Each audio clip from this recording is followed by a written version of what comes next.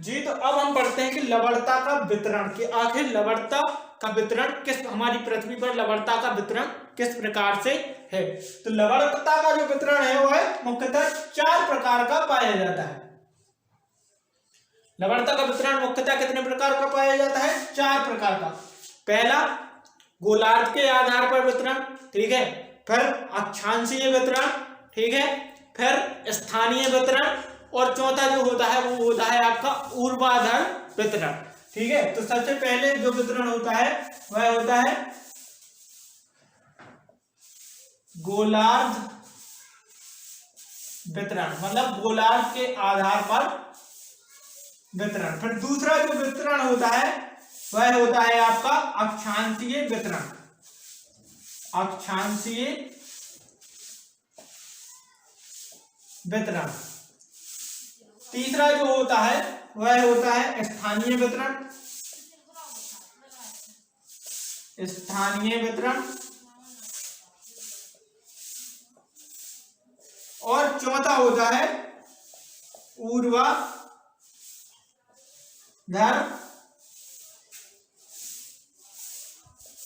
वितरण। इसका मतलब है कि दोनों गोलार्ध में कैसी लवणता पाई जाती है या इस आधार पर है, ठीक है। फिर अक्षांशीय वितरण मतलब किन किन अक्षांशों के मध्य लवणता कैसी पाई जाती है या इस आधार पर है। स्थानीय वितरण का मतलब है कि किन किन स्थानों पर कैसी लवणता पाई जाती है, तो यह इस आधार पर है। और जो चौथा वितरण है वह ऊर्ध्वाधर वितरण है, मतलब ऊपर से नीचे आने पर लवणता कैसी पाई जाती है या इस आधार पर है। तो अब हमें एक एक करके इन्हीं सभी को पढ़ना है। तो सबसे पहले हम पढ़ते हैं गोलार्ध के आधार पर वितरण, ठीक है, गोलार्ध के आधार पर वितरण। तो देखिए हमारे यहाँ हमारी पृथ्वी पर कितने गोलार्ध हैं? 2 गोलार्ध हैं। कितने? 2 गोलार्ध हैं। एक तो है उत्तरी गोलार्ध और एक कैसा है? दक्षिणी गोलार्ध, ठीक है, दक्षिणी गोलार्ध, ठीक है। अब उत्तरी गोलार्ध की जो लवणता है वह पाई जाती है लगभग 34 ग्राम प्रति पर केजी, ठीक है, 34 ग्राम पर केजी। और जो दक्षिणी गोलार्ध की है उसकी पाई जाती है 35.5 ग्राम प्रति केजी, मतलब कि 1 किलो पानी में 35 ग्राम और इसमें 34 ग्राम। अब इसके कारण भी है कि उत्तरी गोलार्ध में कम और दक्षिणी गोलार्ध में ज्यादा क्यों पाई जाती है, तो इसके कारण भी समझ लीजिए। सबसे पहला जो कारण है कि उत्तरी गोलार्ध में चूंकि स्थल भाग बहुत ज्यादा है, उत्तरी गोलार्ध में क्या है? स्थल भाग बहुत ज्यादा है, और दक्षिणी गोलार्ध में स्थल भाग बहुत ही कम है, ठीक है। इस कारण से उत्तरी गोलार्ध में स्थल भाग ज्यादा होने से नदियां यहाँ पर आकर के समुद्रों से मिलती हैं, ठीक है, और लवणता को क्या कर देती हैं? कम कर देती हैं। जबकि दक्षिणी भाग में स्थल भाग कम होने के कारण यहाँ पर नदियां आकर के नहीं मिलती है और लवणता क्या होती है? ज्यादा पाई जाती है, ठीक है। तो लवणता क्या होती है? ज्यादा पाई जाती है। फिर इसके बाद जो नेक्स्ट कारण है कि यहाँ पर मतलब पवनों का तीव्र प्रभाव नहीं है, लेकिन दक्षिणी गोलार्ध में स्थल भाग की कमी होने के कारण यहाँ पर पवनों का क्या पाया जाता है? तीव्र प्रभाव पाया जाता है। तो यह इसके कारण है। इन कारण को आप नोट कर लेना जो मैंने आपको बताए हैं, ठीक है। तो इन कारण को आप नोट कर लेना, ठीक है। अब इसके बाद जो हमें पढ़ना है, जो वितरण पढ़ना है वह पढ़ना है अक्षांशीय आधार पर। तो अब हमें पढ़ना है अक्षांशीय आधार पर। तो चलिए पढ़ते हैं।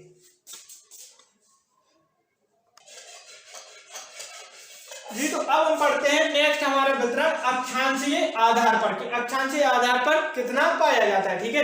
तो जैसे ये मान लीजिए कि ये आपकी पृथ्वी है, ठीक है, तो जो भूमध्य रेखा है उसके आसपास का जो क्षेत्र है ये वाला, यहाँ पर लवणता बहुत ही कम पाई जाती है, मतलब यहाँ पर जो लवणता है वह बहुत ही कम पाई जाती है। इसका कारण क्या है? इसका कारण है कि इस क्षेत्र में पूरे साल वर्षा होती है, और जहां वर्षा होती है तो वहां पर लवणता ऑब्वियसली सी बात है कि क्या पाई जाएगी, कम पाई जाएगी।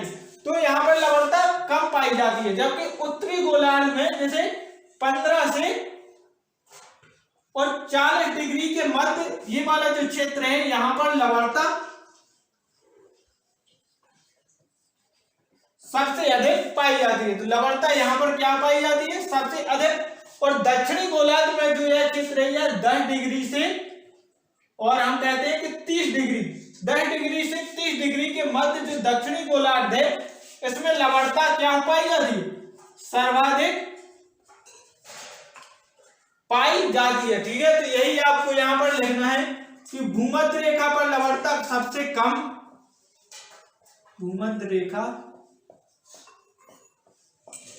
पर लवणता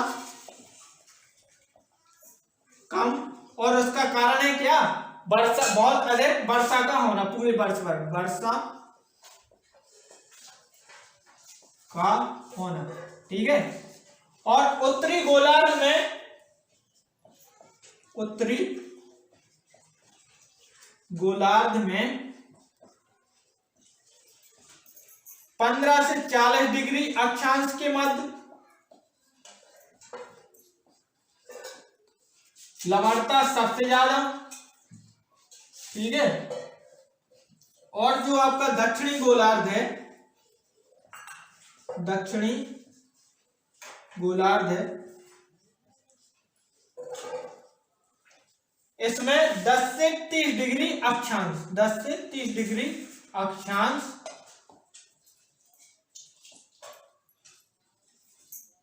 के मध्य लवणता क्या पाई जाती है, सबसे ज्यादा पाई जाती है। तो यह है हमारा अक्षांशीय आधार पर वितरण। अब इसके बाद हमें देखना है कि स्थानीय आधार पर, तो हम समझते हैं कि स्थानीय आधार पर किस प्रकार से वितरण हम देख सकते हैं। ठीक है, तो अब हमें पढ़ना है कौन सा वितरण, स्थानीय आधार पर। तो अब जो हमारी नेक्स्ट हेडिंग है वह है स्थानीय आधार पर। ठीक है, अब हमारी जो नेक्स्ट हेडिंग है वह है स्थानीय आधार पर। तो स्थानीय आधार पर यदि हम किसी पर्टिकुलर स्थान की बात करें तो जहां पर खुले सागर पाए जाते हैं,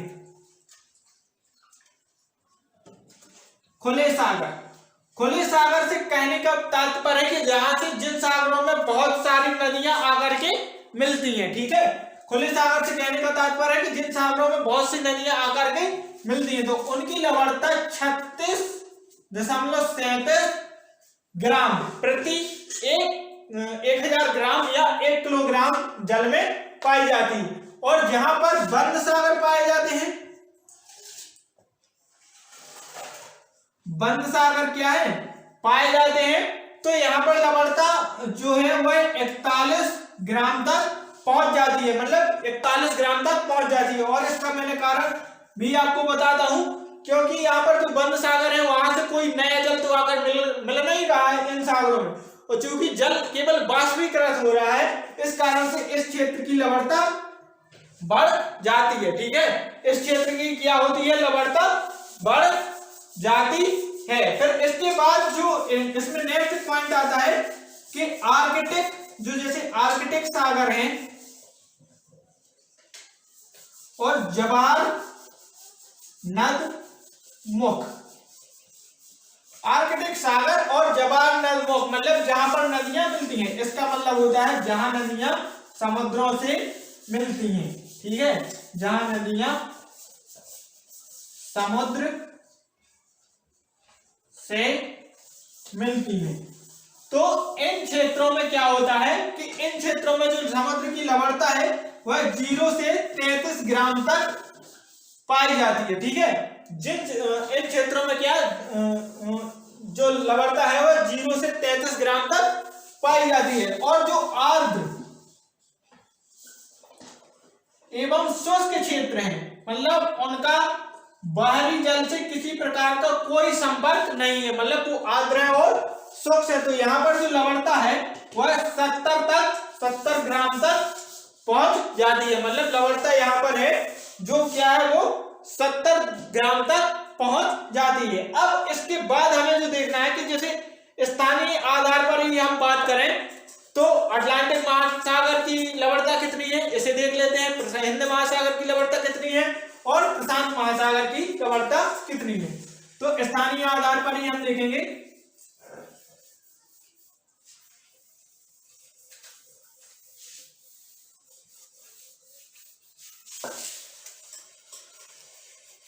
जो आपके अटलांटिक महासागर है, अटलांटिक